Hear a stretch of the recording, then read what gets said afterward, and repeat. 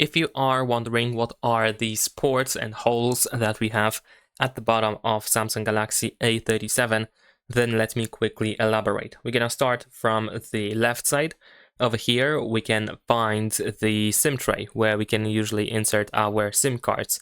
The SIM tray also has the SIM tray hole, so we use the eject tool and put it into this hole in order to remove the SIM tray from the phone. Now, after that, right next to it, we should be able to find the microphone. So this dot over here is the microphone. In the middle, we have the USB-C port, which is used, for example, for charging or for connecting with, let's say, a computer or other devices. You can also connect USB-C accessories over here. Now, here, this little dot in here, this hole, is an air vent hole.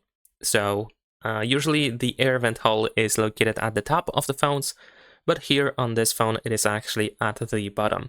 And then on the right side, this white hole over here is for the speaker. So we have a speaker in here. And that is pretty much it. Leave a like and subscribe.